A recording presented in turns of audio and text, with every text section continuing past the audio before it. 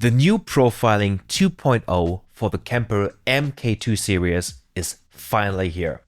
Kemper claims improved profiling technology using over 100,000 measurement points.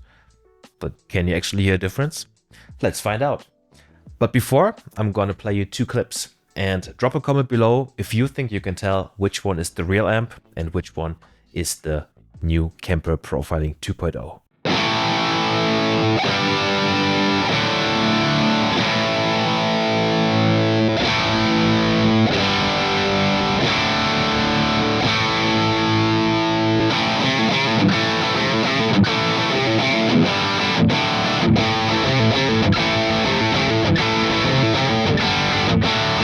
I will show you the result at the end of the video. So after the last Dirk Schneider tour, I did get a lot of compliments for my guitar tone, which I do appreciate a lot.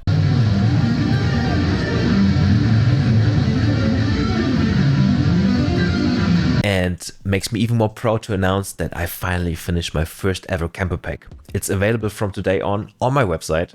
So go to my website, download the pack, and tell me what you think. One of the profiles is gonna be the lead tone for the new UDO album. I think Udo announced on stage that we're gonna do a new album, so I hope I'm not blowing any whistles here. But it's on there, it's in the pack.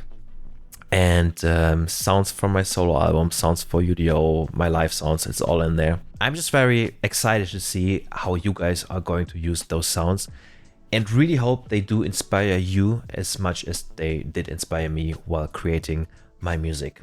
Tag me and I'm very happy to check out your work. Okay, back to profiling.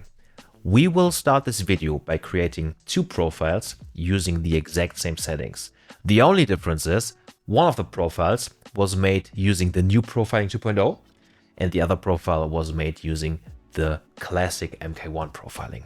This is the setup I'm using. The Angle Powerball 2 going to my Blackhole custom ISO cap with the Celestion V30 speaker, mic'd with the SM57 and the Royer 1-to-1. Both microphones are being analog summed and then the signal goes back into the Kemper. Creating the profile takes roughly the same time. With the MK2 it's like 59 seconds and with the MK1 it's about like 54 seconds, but with the MK1 you gotta do about 20 seconds of refinement, which means you should play some guitar after the Kemper finished creating the profile, which in their manual they state it should take about 20 seconds. So being fair, creating an MK1 profile takes like 1 minute and 20 seconds and you got to play some guitar. Creating the MK2 profile is under a minute and you don't have to play guitar, which does sound like a minor thing, but I can tell you when I did my Kemper profile pack, I did at least 100-200 profiles, and I can certainly tell you that I did enjoy this new workflow a lot, where I could just go capture my sound and that's that. Next up, I will record some guitar, and I will record the signal that's coming straight from the microphones using my real amp. I will record the signal that's coming from the Kemper using the MK2 profile we just created, and I will also record my DI track. Once I'm done, I will reamp this DI track again with the Kemper, but this time using the MK1 profile.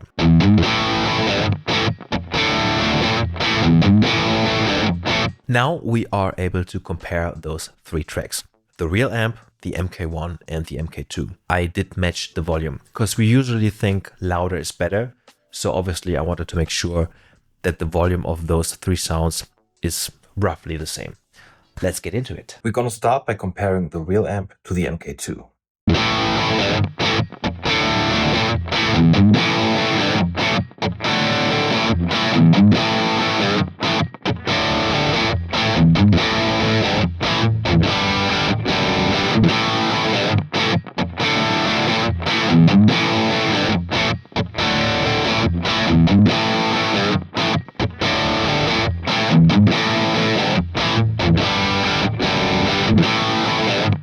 Could you hear a difference?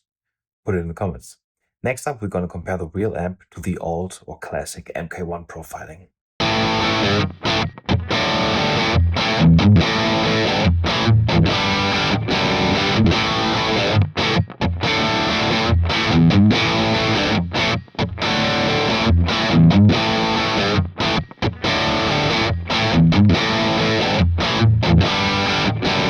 And finally, the MK1 versus the MK2.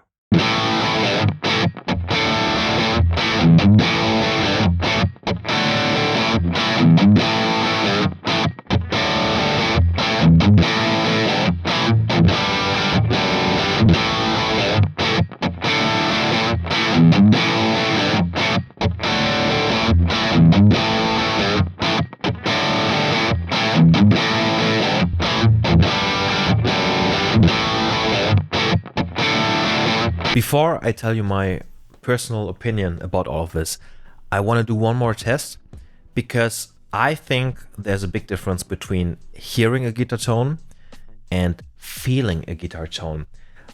I basically have my friend Raphael changing the sounds, changing between the MK1 and MK2 profile while I play.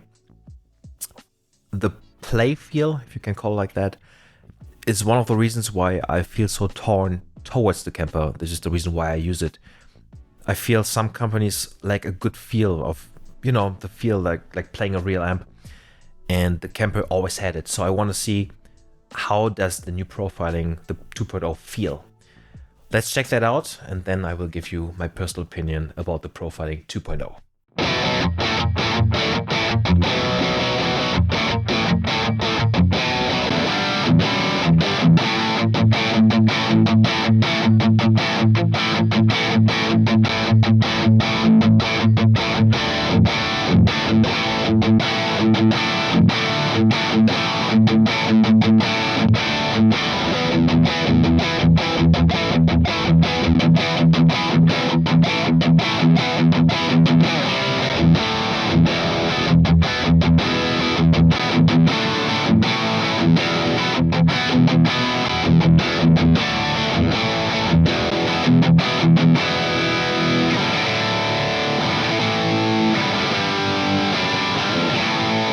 So here's my personal opinion about the profiling 2.0.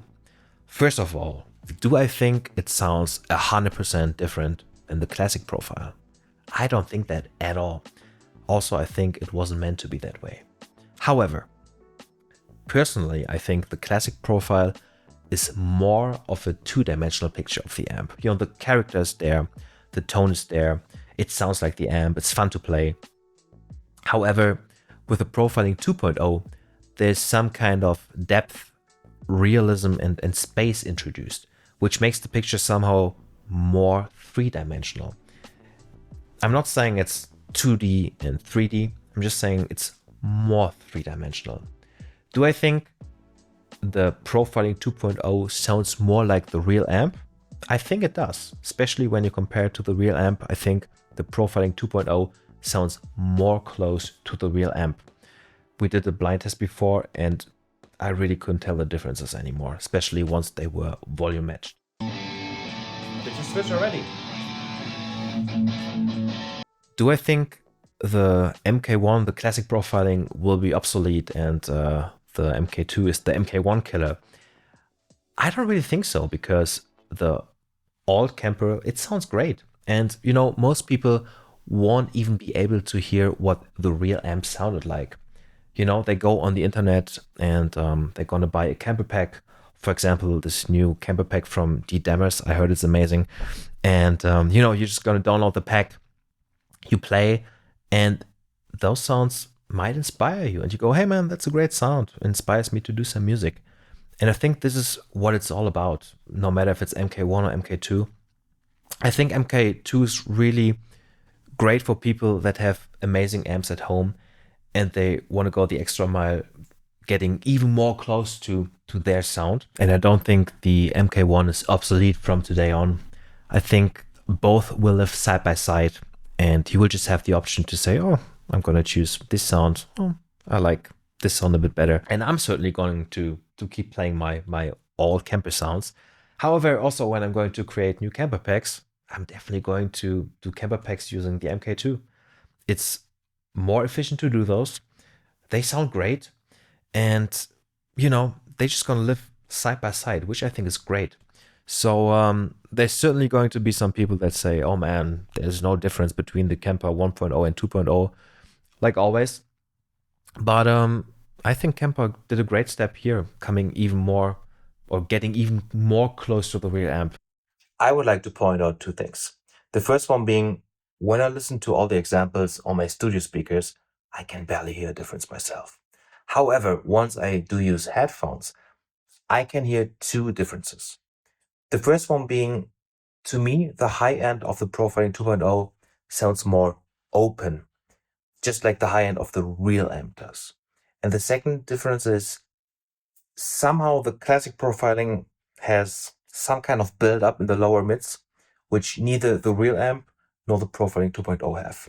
So if you can't hear a difference, first of all, try headphones, and second of all, listen to really the high end and the lower mids. So what do you think? Do you think the Profiling 2.0 sounds more close to the real amp?